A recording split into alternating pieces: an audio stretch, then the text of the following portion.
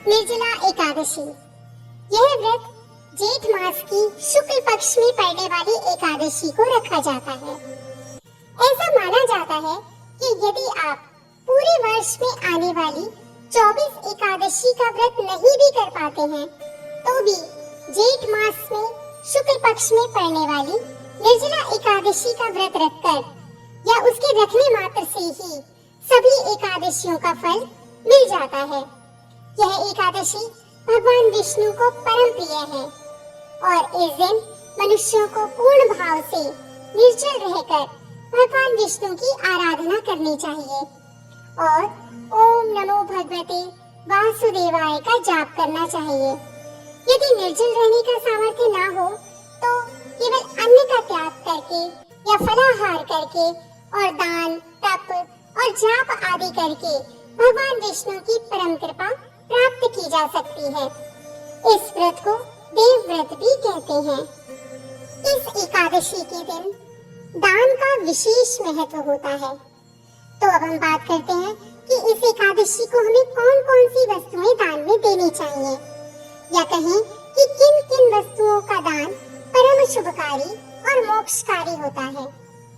क्योंकि यह एकादशी जेठ मास में आती है, तो उस दिन उन सभी वस्तुओं को दान में दिया जाना चाहिए जो कि गर्मी की तपन को कम करके दान प्राप्त करने वाले व्यक्ति को शीतलता प्रदान करें और उस व्यक्ति को आत्मिक सुख प्राप्त हो। इस व्रत में शुद्ध जल से भरा हुआ घड़ा या मटका, और यदि जल मीठा हो तो और भी अच्छा है, उसको दान में देना अत्यंत शुभकारी होता है। घड़ी के साथ साथ शरबत, चीनी या लाल कपड़े को दान में देने का भी विधान है। दान दिए जाने वाले मटके पर तलावा भी बांधना चाहिए। इसके साथ अन्य रसदार फल और सब्जियां जैसे केला, आम, ककड़ी, खीरा और खरबूजा आदि को भी दान देना चाहिए। और हाँ, निर्जला एकादशी के दिन एक हाथ का पंखा अवश्य दान में देना चाहिए। इन सभी वस्तुओं को एक साथ रखकर उस पर जल और रोली के छींटे लगाएं और 7 बार हाथ फेरकर किसी भी मंदिर या ब्राह्मण को दान में दे दें। इसके अतिरिक्त अपने सामर्थ्य के अनुसार आप छतरी, जूते, बिस्तर, गुड़ चना और अन्य वस्त्र आदि भी दान में दे सकते हैं। अब हम प्रारंभ करते हैं निर्जला एकादशी की कथा। एक समय की बात है, भीमसेन ने व्यास जी से कहा, भगवान, युधिष्ठिर, अर्जुन, नकुल, सहदेव, माता कुंती और द्रौपदी सभी एकादशी का व्रत करते हैं और मुझसे भी ये कार्य करने के लिए कहते हैं। मैं कहता हूँ कि मैं भूख बर्दाश्त नहीं कर सकता। मैं दान देकर तथा वासुदेव भगवान की अर्चना करके उन्हें प्रसन्न कर लूंगा। बिना व्रत किए जिस तरह से हो सके मुझे एकादशी का फल बताइए। मैं बिना काया कलेश के ही ये फल चाहता हूँ। इस पर वेद व्यास जी बोले, भीमसेन, यदि तुम्हें स्वर्गलोक प्रिय है और नरक से सुरक्षित रहना चाहते हो तो दोनों एकादशियों का व्रत रखना होगा। भीमसेन बोले, हे देव, एक समय के भोजन करने से तो मेरा काम न चल सकेगा।